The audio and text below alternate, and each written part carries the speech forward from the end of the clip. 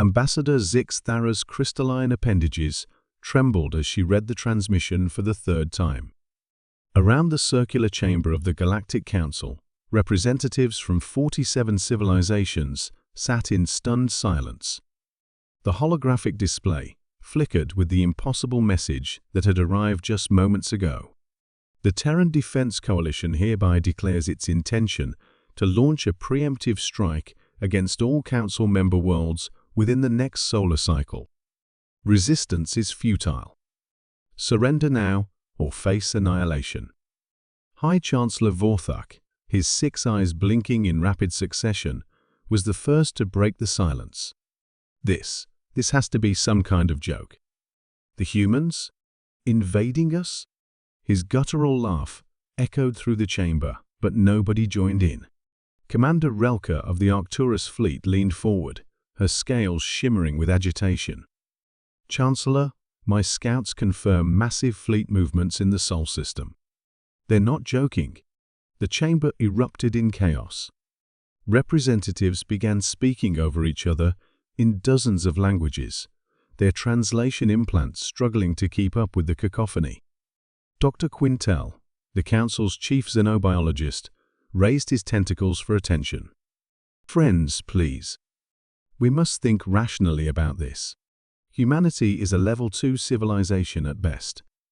They've barely mastered interplanetary travel within their own system.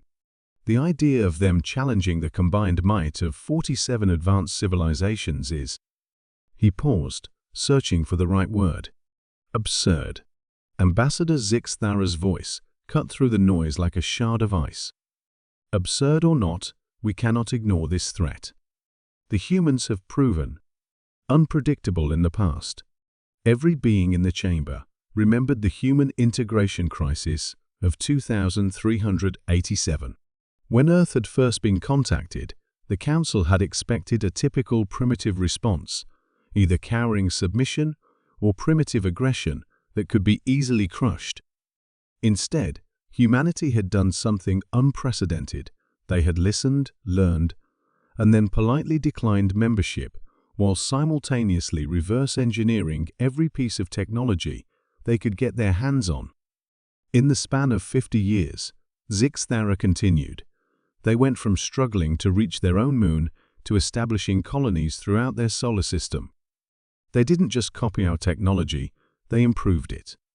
Fleet Admiral Cax Moore slammed his massive fist on the console. Improved?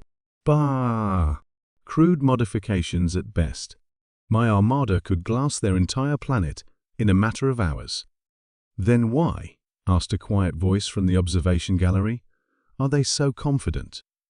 All eyes turned to Observer Nimith, the Council's intelligence coordinator.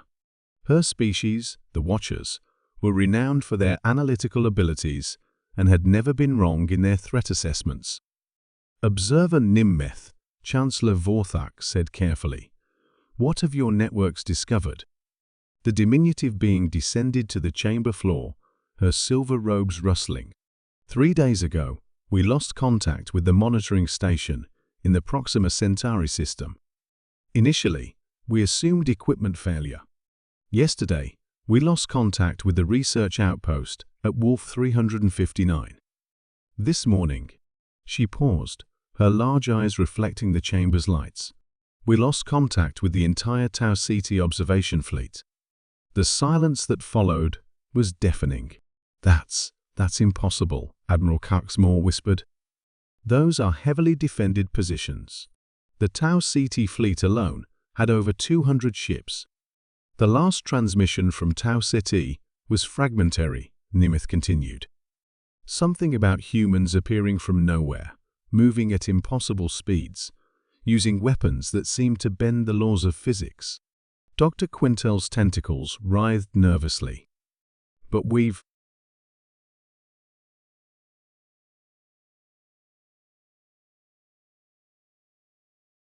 monitored human technological development. They shouldn't be capable of faster than light travel, let alone. What if we've been monitoring the wrong humans? Zix Thara interrupted. What if what we've been watching on Earth is deliberately archaic, The implications hit the chamber like a plasma bolt. If humanity had been deliberately concealing their true capabilities, if they had been playing a game of deception for over a century, Commander Relka pulled up her tactical displays. If the humans have been hiding their true technological level, then every assumption we've made about them is wrong. Their population estimates, their industrial capacity, their military strength, all of it could be fabricated. But why?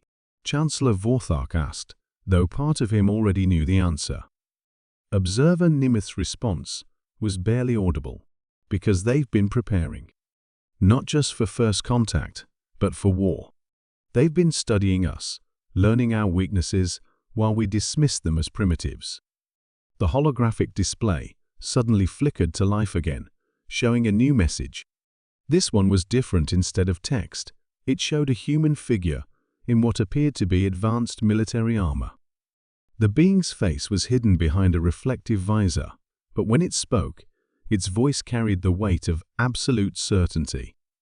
Honorable Council members, this is Admiral Sarah Chen of the Terran Expeditionary Force.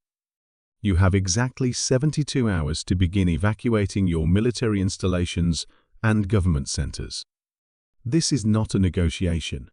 We have studied your species for 137 years. We know your capabilities, your weaknesses, and your fears. You considered us primitive because we showed you what you expected to see. That was our first mistake. We should have revealed ourselves sooner. The transmission continued as the Council sat transfixed. We are not invading your worlds to conquer them. We are coming to liberate them from a council that has grown complacent and corrupt. Many of your own people have been secretly providing us with intelligence for decades. You are not as unified as you believe. Admiral Chen's image leaned forward slightly. You thought Earth was isolated and vulnerable. The truth is, we have had colonies throughout this galaxy for over 50 years, hidden in systems you never bothered to explore thoroughly. We have fleets you've never detected, technologies you've never imagined, and alliances you never suspected. The transmission ended, leaving the chamber in absolute silence. Finally, Ambassador Zix Thara spoke, her voice hollow with realization. They're not insane at all. They're the most patient, careful, and intelligent species we've ever encountered. And we never saw them coming. Outside the council chambers, across 47 worlds, emergency broadcasts began as civilizations that had ruled the galaxy for millennia suddenly faced the terrifying prospect of fighting an enemy they had never truly understood, an enemy that had been watching, learning, and preparing in the shadows for over a century. The humans weren't invading. They were coming home,